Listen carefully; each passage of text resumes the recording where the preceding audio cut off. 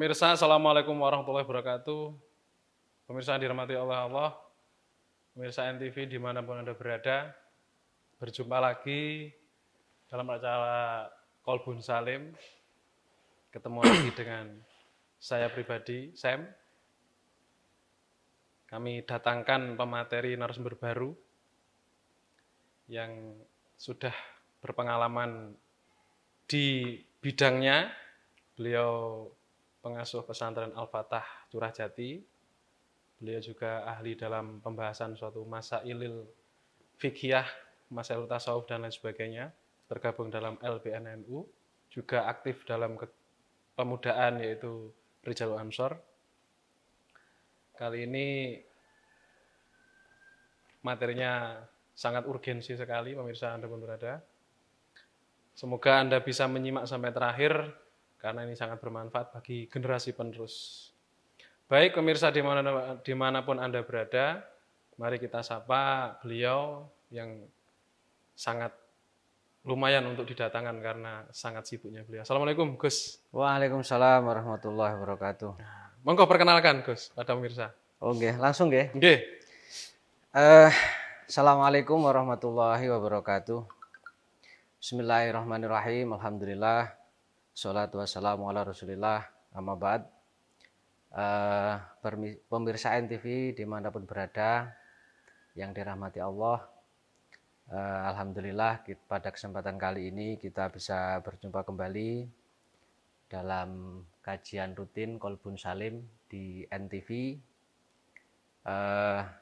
Dan tak lupa saya ucapkan terima kasih kepada kru semua yang sudah mempersiapkan segala sesuatunya, kepada rekan moderator Gus Sam yang selalu setia menemani kita dalam berdakwah di NTV ini yang diadakan setiap Jumat. Pada kesempatan kali ini sesuai dengan apa yang kemarin sudah diutarakan, disepakati bahwa untuk kali ini kita akan membahas satu tema. Apa? Temanya apa? Apa temanya kemarin? Urgensi. Jadi pentingnya belajar akidah di era digitalisasi. Pentingnya belajar akidah di era digitalisasi. Pembahasan ini kami rasa cukup penting ya, karena di era digitalisasi, di era modern, di era globalisasi ini, akses pengetahuan itu bisa diakses atau dipelajari oleh siapa saja, baik yang ada di perkotaan sampai di pelosok desa. Yang penting syaratnya punya HP ya. Punya HP ya. Sama ada jaringannya. Ya, sama ada jaringannya. Ya. Tapi saya rasa bahwa hari ini di pelosok desa manapun kayaknya HP itu sudah menjadi hal yang dimiliki oleh setiap orang. Ya, Android lah. Walaupun jenengan ini semisal pergi ke satu kampung yang di situ kelihatannya pelosok sekali, di sana itu HP-nya malah bagus-bagus. Begitu ya. Di sana HP-nya malah bagus-bagus. Ya karena uangnya kan tidak pernah buat jajan apa dan sebagainya, sehingga terus kemudian untuk beli HP yang bagus itu. Iya, kalau di kota kan banyak jajanan. Nah, di kota ini banyak kebutuhan ya. Di kota banyak kebutuhan. Nah, sehingga apa? Sehingga hari ini untuk mengakses ilmu pengetahuan itu mudah. Bebas. Ya, mudah dan bisa dijangkau oleh siapa saja. Bisa dijangkau oleh siapa saja. Nah, terutama terkait apa yang berhubungan dengan pengetahuan agama. Jadi orang itu bisa mempelajari bagaimana itu hukum-hukum, kemudian akidah itu pengertian apa, dan lain sebagainya, dan seterusnya. Kemudian orang dapat mengakses pikiran-pikiran ataupun pemahaman-pemahaman yang di situ mungkin tanda kutip dari orang-orang yang pokoknya semuanya bisa lah. Pokoknya semuanya bisa, kan begitu. Nah, berangkat dari itu, maka bahwa jadi begini, apakah memang belajar akidah itu sangat penting di era digitalisasi? Ya. Karena kita tahu bahwa jadi agama Islam itu datang dengan 3 unsur pokok pembahasan atau 3 unsur penting yang menjadi ruh dari agama itu. Bahwa sesuai dengan apa yang disabdakan oleh Nabi ketika berdialog langsung dengan malaikat Jibril, ini di hadis Sahih Muslim ya, yang dimana hadisnya sangat panjang, tapi waktu itu kemudian setelah Nabi ini bertemu dengan malaikat Jibril, kemudian malaikat Jibril bertanya, ya Muhammad akhbirni anil Islam pertama. Kemudian dijawab sama Nabi Muhammad, al-Islamu antasyada alla ilaha illallah wa anna Muhammadar Rasulullah sampai ila akhirih. Kemudian sodakta ya Muhammad, benar kamu Muhammad. Kemudian malaikat Jibril bertanya lagi, akhbirni anil iman. Kemudian dijawab sama Nabi Muhammad, al iman antu'mina billahi wa malaikatihi ila akhirih. Kemudian dijawab lagi sama malaikat Jibril, sodakta ya Muhammad, benar kamu Muhammad. Kemudian ditanya lagi, akhirnya anil ihsan. Yang terakhir, beritahu aku tentang apa itu ihsan. Kemudian Nabi Muhammad menjawab, al ihsan anta abudallaha ka'annaka tarahu wa illam takun tarahu fa innahu yarok. Nah, setelah dialog itu selesai, kemudian malaikat Jibril pergi. Nah, Nabi bertanya kepada salah satu sahabat. Waktu itu yang ditanya Sayyidina Umar. Wahai Umar, tahu nggak siapa itu yang datang tadi? Al-Asail a'lamu minal mas'ul. Bahwa yang ditanya lebih paham daripada yang bertanya lebih paham daripada yang ditanya. Oh, maksudnya jenengan lebih ngerti gitu ya? Ya, ini Kanjeng Nabi, ini dialog Kanjeng Nabi ya. Ini dialog Kanjeng Nabi dengan para sahabat. Nah, kemudian terakhir Nabi mengatakan innahu Jibril atakum yu'allimakum dinakum, bahwa itu adalah yang datang malaikat Jibril datang kepadamu untuk mengajarkan agama kepadamu. Oh, itu datanya bukan mendatangi Rasulullah berdua tok itu enggak ya? Enggak. Ada majelis. Ya, jadi kan Sayyidina Umar ini kan meriwayatkan bainama inda Rasulillah ittala alaina rajulun. Jadi pada suatu hari ketika duduk-duduk begini, ada seorang laki-laki itu datang. Oh gitu, tiba-tiba. Ya, tiba-tiba datang. Ya, seorang laki-laki itu katanya diceritakan oleh Sayyidina Umar memakai baju putih, bersih. Kemudian rambutnya hitam rapi. Hitam legam itu ya? Ya, hitam legam rapi lah begitu. Tidak terlihat orang ini habis berpergian jauh. Tapi tidak ada yang kenal. Oh gitu ya? Ya, tidak ada yang kenal. Tidak ada yang kenal di antara mereka. Logikanya orang kalau yang tidak dikenal kan datang tergopoh-gopoh, ya, tergopoh-gopoh, gitu ya, terus berkeringat, kemudian ini bersih berarti. Ini bersih ini. Ujung-ujung dari langsung pintu berarti. Ya, enggak ada pintunya. Artinya datang dalam kondisi bersih, kemudian tidak ada yang kenal. Anehnya kok tidak ada yang kenal. Seharusnya kalau memang datang dari tempat jauh itu orang kan enggak ada yang kenal, maklum ya. Ini tidak terlihat dari bepergian jauh. Seperti orang dekat tapi tidak ada yang kenal. Nah, makanya setelah itu terus kemudian tiba-tiba sekonyong-konyong orang itu kemudian meletakkan lututnya kepada lututnya Nabi. Oh, nyeruntul gitu ya cara Jawanya? Ya, cara Jawanya nyeruntul lah begitu. Langsung mendatangi Nabi, kemudian di situ fa'asnada rubataihi ila rubataihi. Ini apa? Menempelkan lututnya malaikat Jibril itu kepada lututnya Nabi. Nabi. Orang sok kenal sok dekat itu. Ya, terus kemudian jadi sahabat kaget, sopo kan gitu. Kemudian terus meletakkan kedua tangannya ini kepada ala fahidaihi, di atas pupunya Nabi. Nah, kemudian terus bertanya. Iya, nah, setelah bertanya kan terus kemudian pergi, baru sahabat tanya, siapa orang itu? Wahai Umar. Yaitu Asail a'lam minal mas'ul. Bahwa yang bertanya lebih paham daripada yang ditanya. Sehingga terus kemudian Nabi menjelaskan itu adalah malaikat Jibril yang datang kepadamu untuk mengajarkan agama kepadamu. Maka dari hadis itu dapat ditarik sebuah kesimpulan bahwa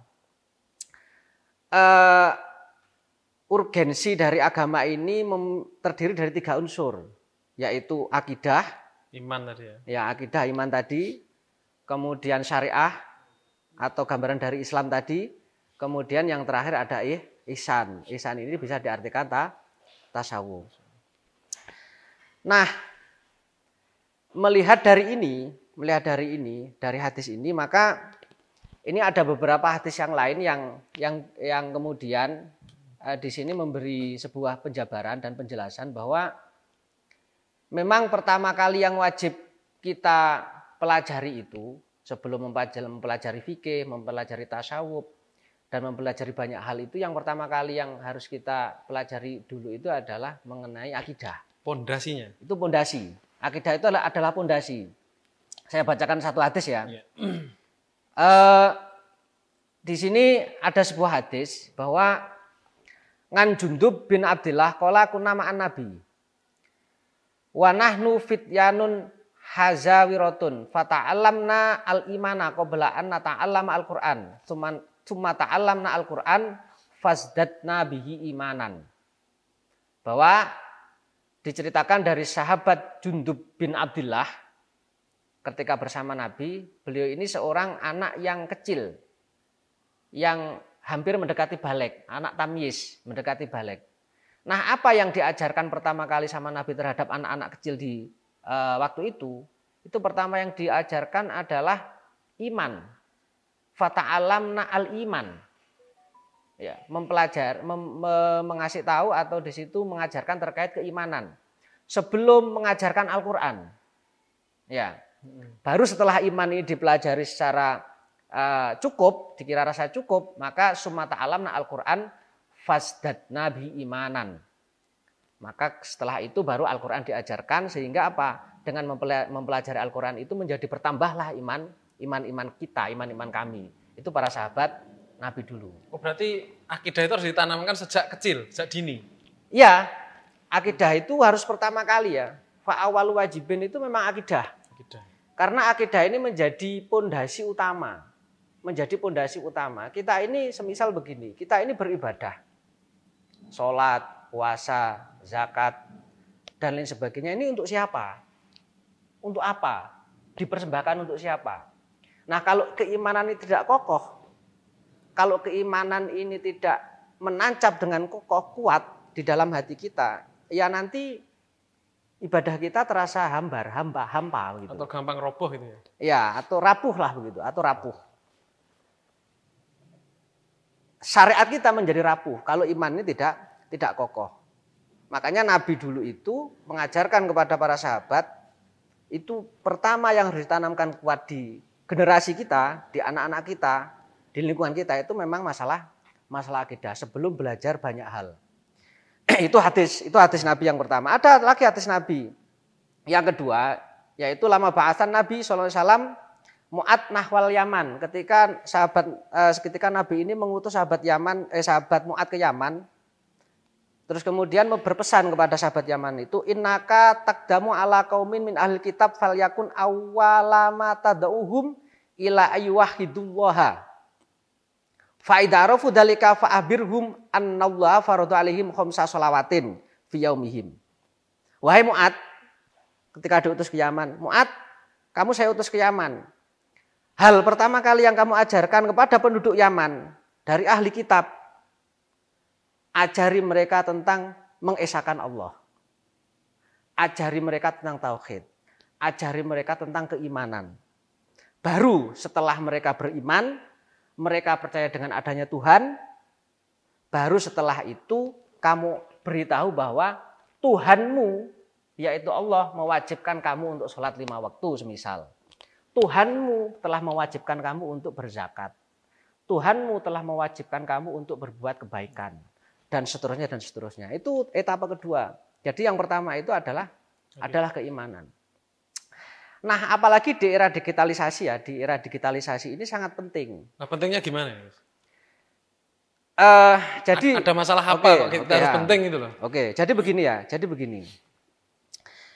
Bahwa kita semuanya umat Islam sepakat lah. Kita semuanya umat Islam sepakat bahwa sumber sumber dari hukum Islam itu Al-Quran Sunnah. Betul. Ya, bahwa Al-Quran dan hadis itu adalah sumber rujukan utama dalam hukum agama Islam. Kalau sumber hukum kita di Indonesia, misal Undang-Undang 45 lah, Undang-Undang 45. Nah, bahwa Al-Quran dan hadis ini disuguhkan menjadi sumber agama Islam, itu bahasanya kan masih umum. Sehingga di sana nanti muncul beberapa tafsir-tafsir yang kemudian akan menimbulkan banyak persepsi. Contoh begini. Bahwa sejarah mengatakan sejak dahulu kala perbedaan kelompok-kelompok di dalam Islam sendiri seperti semisal Mu'tazilah, Musyabihah, Qadariyah, Jabariyah, Khawarij dan lain sebagainya, itu hampir sebagian besar itu masalah akidah. Itu masalah akidah. Bahkan kalau kita merujuk kepada hari ini, semisal perbedaan antara Ahlussunnah wal Jamaah NU dengan Wahabi lah, semisal Salafi Wahabi. Ini yang paling menjadi urgensi perbedaan sebenarnya masalah akidah. Sebenarnya masalah akidah. Sehingga apa? Sehingga bahwa akidah ini memang sangat penting untuk kita pelajari agar iman kita kokoh. Karena apa? Ya karena banyak persepsi di akidah ini. Akidah ini kan membahas perkara-perkara yang gaib, yang tidak kelihatan. Dan harus diyakini. Harus diyakini. Dan keyakinan ini sebenarnya bisa dibuktikan dengan argumen rasional. Nah, semisal begini, di dalam kitab Jam'ul Jawami' itu diceritakan ketika ada suku Badui, ditanya sama Imam Al-Asmu'i, itu salah satu tabi'in, tanya, kamu iman sama Allah? Ya. Apa bukti adanya Tuhan?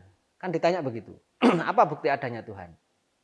Nah, kemudian di dalam kitab Jam'ul Jawami' itu, coba ini saya bacakan ya. Ya.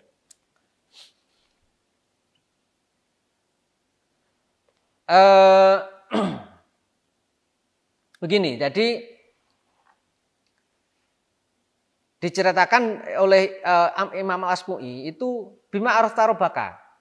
Dia bertanya, dengan apa kamu mengetahui Tuhan? Apa bukti rasionalnya? Apa buktinya kamu bahwa alam semesta ini ada Tuhan yang menciptakan? Kan begitu. Ada Tuhan yang menciptakan alam semesta ini. Kemudian faqala al-ba'roh tadullu alal ba'ir. Bahwa kotoran unta itu menjadi bukti adanya unta. Terus kemudian wa asarul aqdam tadullu al maisir. Bekas telapak kaki itu menunjukkan bahwa dulu itu berarti ada orang yang lewat situ. Kemudian fasama udatu abrod wa ardu datu fijat. Ya. Bahwa alam raya ini, langit yang dipenuhi dengan bintang, kemudian bumi yang terhampar. Ya, bumi yang terhampar ini ala tadula ala latifil khabir. Maka itu menjadi bukti terkait adanya Sang Pencipta, yaitu Al-Latif Al-Khabir, Tuhan yang menciptakan alam semesta ini. Nah, sehingga apa? Sehingga dengan begitu, maka iman seseorang ini akan menjadi kokoh. Iman seseorang ini akan menjadi kokoh. Contoh lagi begini, di dalam hal keimanan ya, di dalam hal keimanan bahwa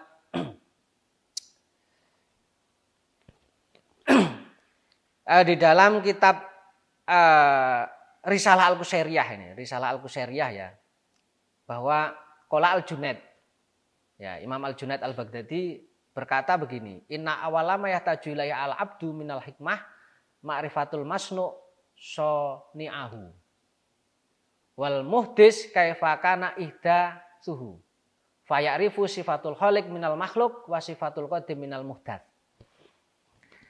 Bahwa hal pertama kali yang dibutuhkan seorang hamba, seorang muslim, itu adalah mengetahui penciptanya.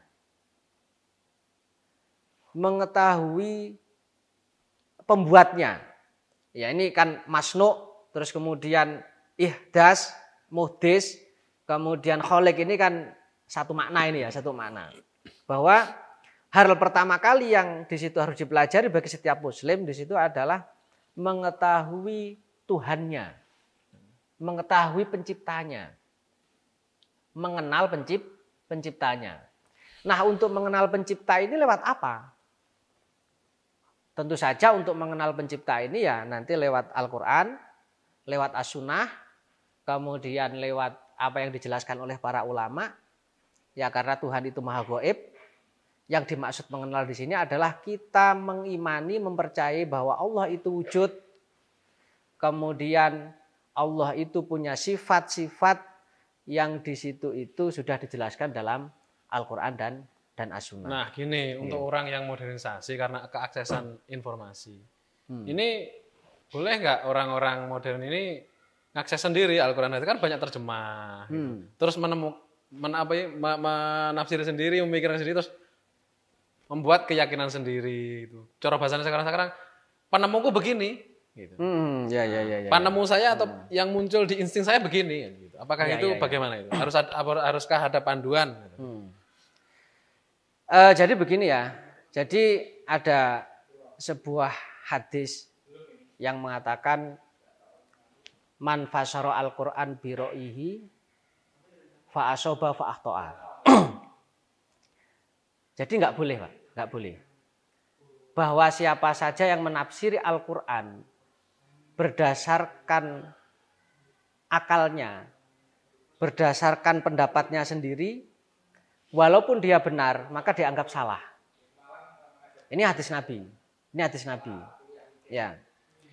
Jadi gak bisa ya, artinya bahwa agama ini adalah memang satu aturan yang di situ dari Tuhan. Ya. Kemudian untuk manusia yang aturan itu diturunkan oleh kepada Nabi Muhammad lewat malaikat Jibril dan kemudian di situ disebarkan di bangsa Arab waktu itu. Yang dimana aturan-aturan itu tentu saja tidak hanya untuk bangsa Arab tapi untuk seluruh makhluk hidup yang ada di semesta ini. Nah tentu saja bahwa karena aturan itu bentuknya global, atau ada hal-hal yang harus dipahami sesuai dengan apa yang diinginkan oleh pembuat aturan, ya maka kita tidak boleh menafsiri Al-Quran ini berdasarkan pikiran kita sendiri. Maka harus ada guru pembimbing, apalagi terutama mengenai akidah.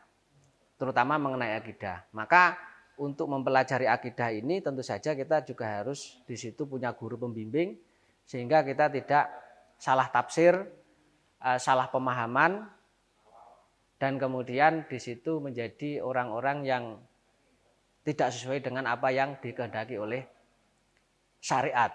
Faktanya, Gus. Bagi para orang yang sibuk dan nggak sempat untuk ngaji atau mengabdikan diri atau menyambungkan dirinya, saya mau berguru pada beliau, supaya saya sampai kepada Allah, sampai kepada gurunya. Tapi lebih ke scroll ada ilmu ini, nanti cari ustadz lain lagi, jadi dia kayak mengkonsumsi itu di ramu sendiri. Jadi namanya scroll kan ya, kan orang kalau scroll kan nggak fokus materinya, kadang berubah. Hari ini ada kata-kata manis, ini kadang ya kalau masuk hati ya disimpan, kadang langsung di-share. Besok ada materi lagi, tinggal lagi terus dari orang, padahal belum masuk ke dirinya. Besok pindah lagi ke materinya ke fikih, jadi ngenjang-ngenjang besok 24 jam lupa sudah. Kan itu energi. Jadi apakah masih relevan kita berguru di era digitalisasi dengan banyaknya ustadz yang bermunculan dan FYP yang bermunculan dengan berbagai metode, dengan berbagai kata-kata, dengan berbagai apa yang nanti dicocok-cocok logikan itu. Dicocok-cocok logikan ya. Jadi begini. Memang mempelajari agama ini kan harus dipahami secara utuh ya. Karena begini. munculnya aliran-aliran yang masyhur di waktu itu, di era-era awal-awal Islam lah, semisal ada Musabbihah, ada Khawarij, kemudian ada Mu'tazilah dan lain sebagainya. Itu bukan berarti mereka itu tidak kembali kepada Quran Sunnah. Sama, rujukannya sama, mereka juga berdalil kepada Al-Quran Sunnah. Tetapi bahwa pemahaman mereka itu menyelisihi apa yang sudah menjadi pemahaman para sahabat dan jumhur ulama di waktu itu. Sehingga mereka ini punya pemahaman sendiri yang menyendiri. Bukan berarti mereka tidak punya landasan, ya mereka ada landasan. Tetapi bahwa apa yang mereka rumuskan, apa yang mereka pahami ini sudah keluar dari jalur yang sebenarnya yang diinginkan dari Al-Quran dan Sunnah itu sendiri. Nah maka begini, artinya kalau ada orang yang di situ berusaha mencari pengetahuan lewat internet dan lain sebagainya, sebenarnya tidak jelek juga ya, artinya tapi kan ada sisi bahayanya nanti. Rawan nanti itu terjerumus kepada pemahaman-pemahaman yang di situ tidak utuh. Ya, pemahaman yang tidak utuh. Bahwa nanti ada aturan-aturan main di dalam bermadhab semisal. Nah itu kan harus difahami, betul. Nah kalau nggak ada guru yang membimbing, karena apa? Karena tulisan ini kan tidak bisa bercerita. Ya semisal jenengan baca tulisan. Ya ini tulisan ini nggak bisa bercerita. Apa yang maksud dari, dia tidak bisa mengungkapkan dirinya sendiri. Ya, dia hanya bisa dibaca. Tetapi kalau guru pembimbing, ketika ditanya A, kemudian muridnya nggak paham, dia bisa bertanya kepada guru itu, wahai guru, maksud yang sampaikan itu apa? Nah itu bahayanya kalau belajar tanpa guru, kalau belajar tanpa guru. Tetapi bahwa sebenarnya yang paling penting itu, yang penting bahwa kita itu yang pertama adalah punya guru pembimbing yang memang betul-betul bisa memahamkan dan lurus, kemudian pahamnya juga masih paham Ahlussunnah wal Jamaah. Nah, dia tidak masalah membaca untuk menambah hazanah keilmuan, kita baca. Nah, ketika nanti ada kebingungan kita bisa tanyakan kepada guru tersebut. Tetapi kalau murni tanpa guru sama sekali, wah nanti khawatir gurunya adalah setan. Kan begitu. Iya, faktanya gini. Dulu ada orang, kalau kamu belum kuat akidahmu, maka jangan coba-coba kamu berhubungan dengan orang yang lain paham dengan Allah atau lain keimanan dengan. Faktanya di media sosial itu video yang terkadang disajikan bermunculan, tergantung keviralan lah. Itu terkadang misalkan 1 jam saja atau 24 jam kita selalu scroll HP ya. Itu yang muncul mungkin dari agama kita. Nanti muncul lagi dari agama lain. Yang di situ isinya kok sesuai dengan hati saya. Muncul lagi dari agama lain, lainnya lagi sesuai. Jadi dia punya, ini akidahnya guncang gitu. Jadi enggak sesuai lah. Ini gimana cara untuk kita mempertahankan akidah di era digital dan modernisasi? Akidah apa yang masih cocok gitu loh untuk di era digital ini? Ya begini. Kalau akidah itu satu. Akidah itu adalah kepercayaan, kepercayaan seorang dengan Sang Pencipta. Itu akidah. Dari dulu tidak pernah berubah.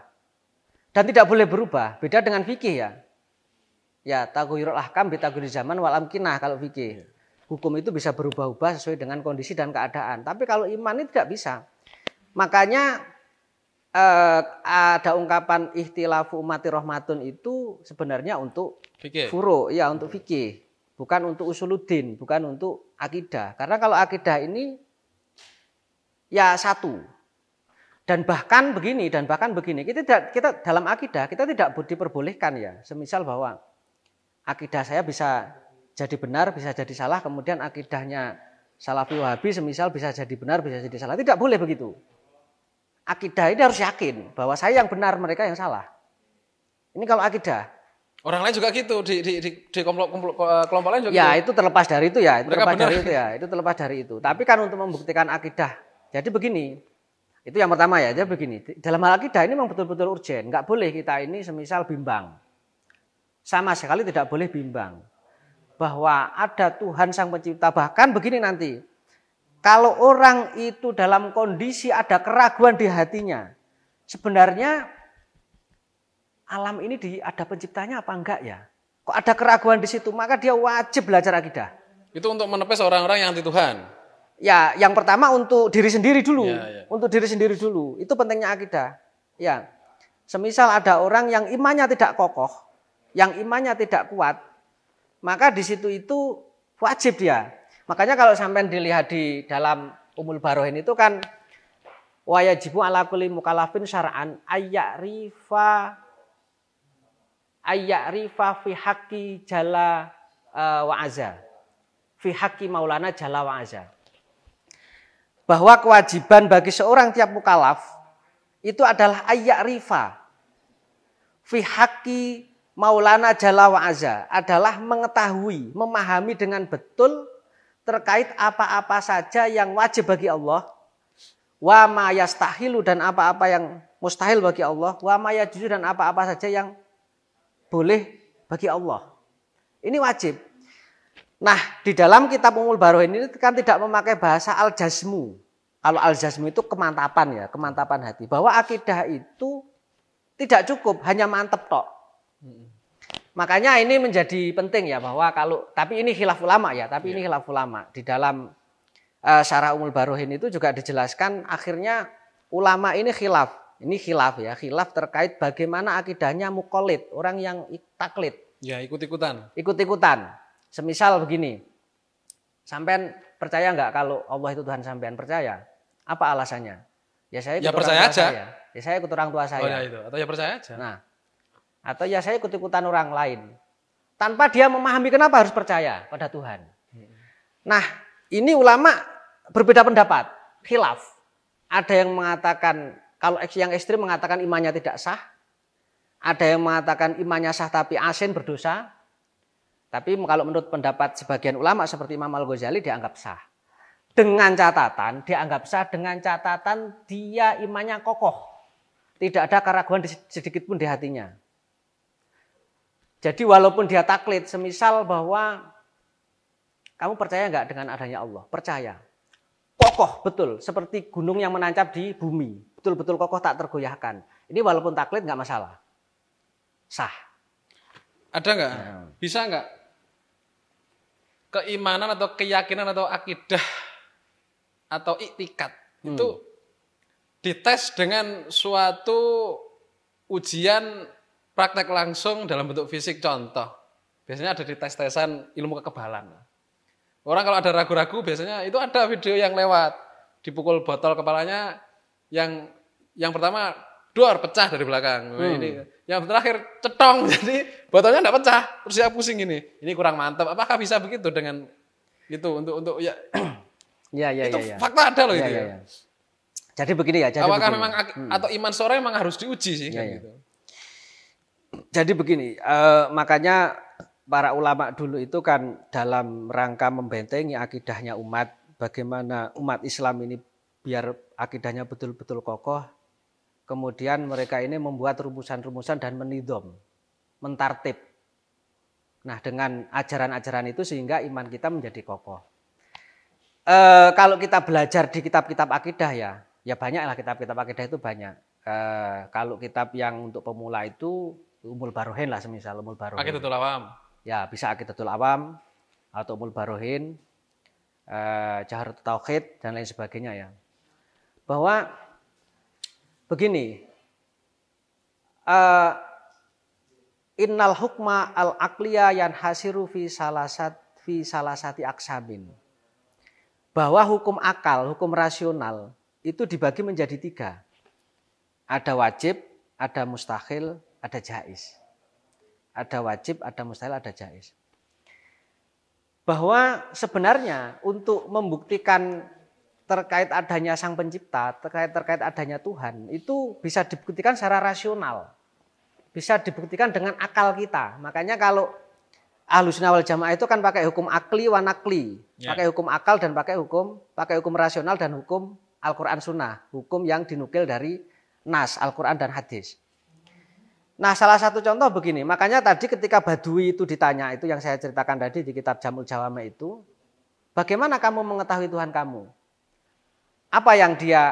Bagaimana dia menjawab dengan rasionalnya. Orang Badui itu menjawab dengan rasionalnya. bahwa kotoran unta ini menunjukkan adanya unta. Enggak mungkin kotoran ini ada, ujuk-ujuk ada, kemudian tanpa ada unta. Bahwa ada bintang di langit sana, ada hamparan dunia ini, enggak mungkin enggak ada penciptanya. Nah, ini salah satu bukti rasional bahwa bahwa alam raya ini ada yang menciptakan. Sampean pernah enggak nemui? Semisal begini, sampean beli kain, ya, kemudian sampean simpan 1 tahun di rumah, dan kemudian tiba-tiba sampean lihat sudah berubah menjadi baju. Kira-kira rasionalisasi sampean, pikiran sampean, baju itu kira-kira kain itu berubah menjadi baju sendiri atau ada yang menjahit, ada yang mengolah lah. Ada yang mendesain dan sebagainya. Ada yang mendesain. Ya. Apapun di muka bumi ini, ini meja ini. Percaya nggak meja ini tiba-tiba ada tanpa ada yang menciptakan?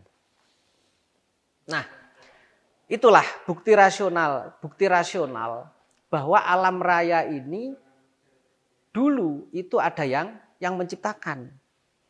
Dulu ada yang menciptakan. Nggak mungkin, karena kita selama ini, ilmuwan manapun belum pernah menemukan satu benda pun yang di situ tiba-tiba ada dengan sendirinya tanpa ada sebab. Ada sebabnya?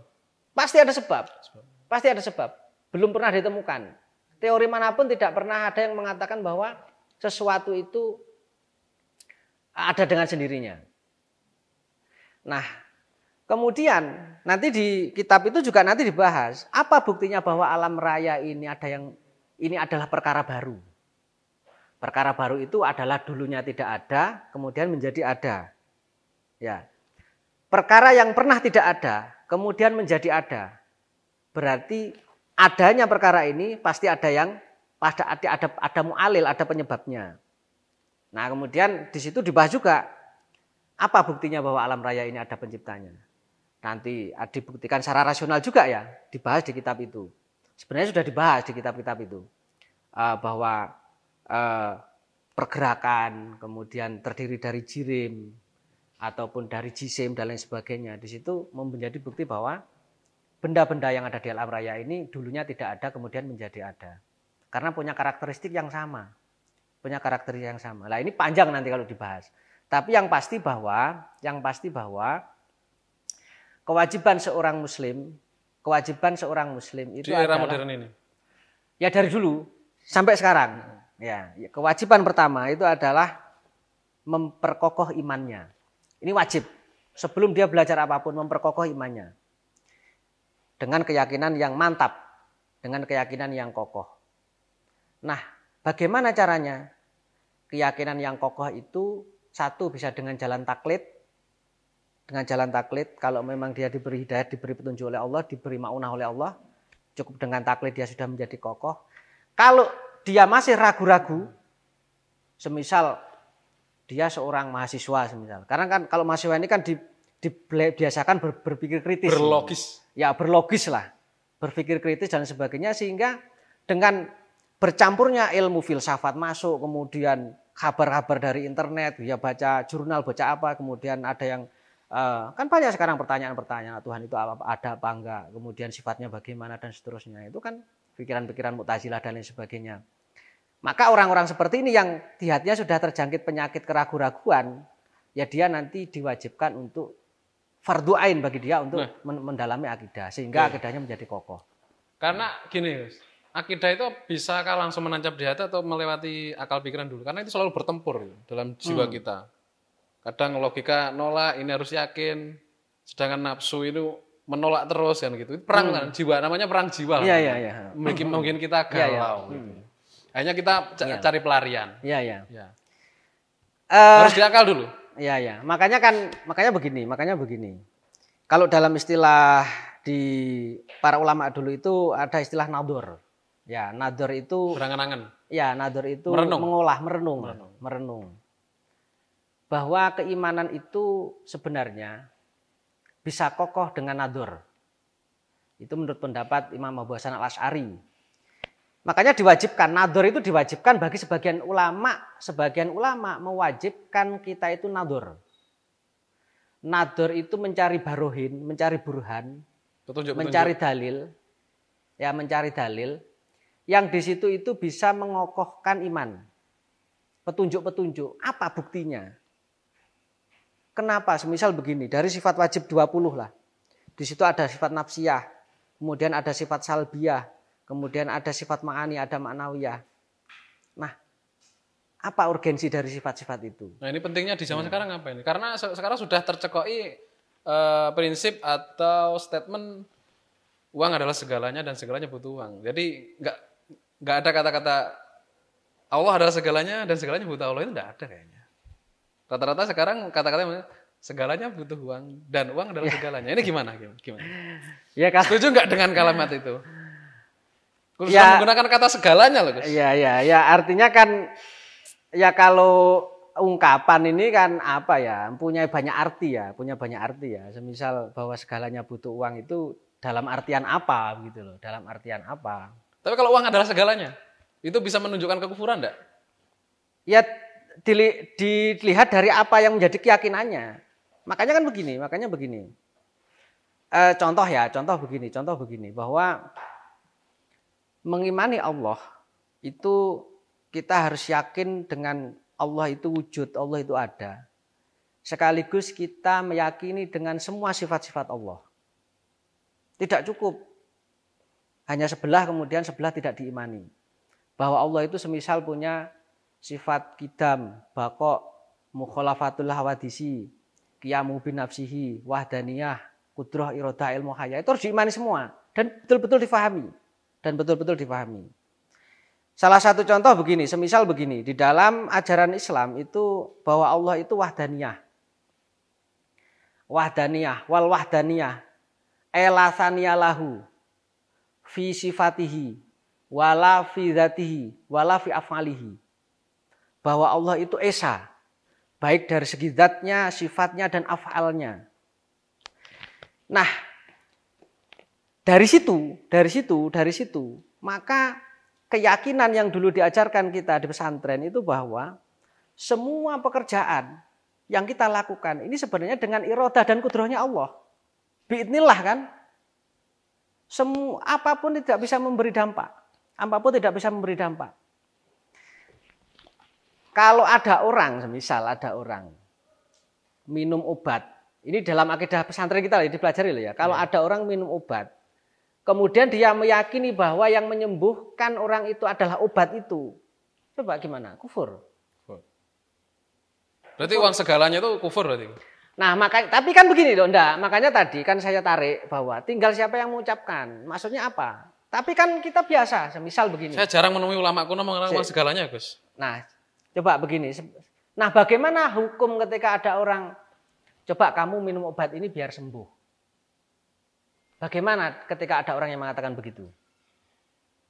Ya dilihat yang mengatakan gitu loh. Itu kan hanya untuk bahasa memudahkan kita, gitu, berinteraksi sosial. Ya, kita kan nggak mungkin menjelaskan bahwa ini yang menyembuhkan. Ya ini kamu minum obat ini sebagai perantara saja ya, bahwa nanti yang menyembuhkan. Oh kan panjang gitu loh. Tapi kan itu sudah sama-sama tahu. Ya obat ini sebagai perantara gitu loh. Lah maksudnya uang segalanya itu apa gitu loh? Apa? Ya apa-apa itu kan butuh sebab. Ya, semisal begini. Kalau kamu ingin menginginkan sesuatu ya harus pakai uang. Iya, kan nggak bisa. Misal pengen HP, wah langsung Allah saja lah, nggak usah pakai uang. Kan nggak bisa juga. Saya pengen tidur nggak pakai uang, langsung tidur aja gini yuk. Iya, ya makanya dalam konteks apa? Makanya tidur, ketika mengatakan uang segalanya itu dalam konteks apa? Begitu harus dipahami dulu. Ketergantungan, karena dalam Al-Quran yang membahas tauhid kan ada di Qul huwallahu ahad itu kan. Allahus samad. Sekarang orang ketergantungan pada apa yang diberikan itu mempengaruhi kan. Ada yang ketergantungan pada HP, ketergantungan obat, ketergantungan uang, ketergantungan wanita. Nah makanya kan pentingnya belajar akidah itu seperti itu. Wong sampean aja keluar nggak beberapa rekening juga kadang bingung. Gitu. Jadi penting untuk sekarang di taman akidah. Bahwa akidah kita dikokohkan ini penting. Di zaman sekarang. Ya di zaman sekarang. Walaupun dengan pengaruhnya globalisasi, digitalisasi. Ya, apalagi lebih-lebih malah Lebih-lebih dalam era sekarang ya. Kepada siapa ini? Semuanya. Pemuda harus belajar akidah itu yang cocok pada siapa? Ya kalau belajar akidah kepada siapa ya tentu saja nanti semisalkan ya belajar mungkin yang dasar-dasar dulu lah, Akidatul Awam apa dan lain sebagainya. Mondok berarti? Ya kan nggak harus mondok, artinya nggak harus mondok. Semisal di kampungnya itu ada musola, terus kemudian ada masjid, ada guru dan lain sebagainya, kan ya bisa lah belajar ngaji Akidatul Awam. Kepada kiai yang bersana di kampungnya? Ya kepada kiai yang bersana bersampungnya. Ya karena apa ya, thalabul ilmi fardhatun 'ala kulli muslimin wa muslimatin. Ya mencari ilmu ini kan wajib ya, seperti sholat lah. Bahwa mencari ilmu ini hukumnya wajib seperti halnya sholat. Ketika serepot apapun kita harus sholat. Semisal begitu, serepot apapun kita tidak boleh meninggalkan sholat. Ya serepot apapun kita tidak boleh meninggalkan belajar, sama-sama wajib. Terima kasih atas materinya. Jadi ininya akidah sangat penting di era digitalisasi dengan gempuran berbagai macam paham-paham yang datang dan paham logika dan logistik dan logi-logi yang lain, cocok logi dan sebagainya. Pemirsa, sangat penting di urgensi sekali untuk anak-anak muda generasi khususnya, karena yang tua sudah belajar di era dulu, karena yang pemuda sekarang ada gempuran medsos dan lain sebagainya. Kita harus kokoh dalam akidah, sebagaimana akidah diterangkan tadi, akidah sebagai pondasi awal suatu bangunan agama ini. Sedangkan kalau suatu pondasi itu rapuh, maka rumah atau syariatnya akan rapuh. Kalau Ihsan tadi membahas masalah perhiasan di rumah itu supaya rumah itu nampak bagus, lengkap, bangunan itu dan kokoh dan kuat. Supaya kita nanti kuat Islamnya menghadapi gempuran, sebagaimana kita mati nanti akan kita membawa kesaksian, keimanan, dan akhlak-akhlak yang baik serta amal-amal yang soleh. Demikian pembahasan, semoga bisa bermanfaat dimanapun Anda berada. Pemirsa NTV, terima kasih kepada NTV, kepada Rijal Ansor, dan kepada Gus Mahsun yang setelah memaparkan materinya. Kembali lagi di lain waktu, mohon maaf bila banyak kesalahannya. Wallahul muwaffiq ila aqwamit thoriq. Assalamualaikum warahmatullahi wabarakatuh. Waalaikumsalam warahmatullahi wabarakatuh.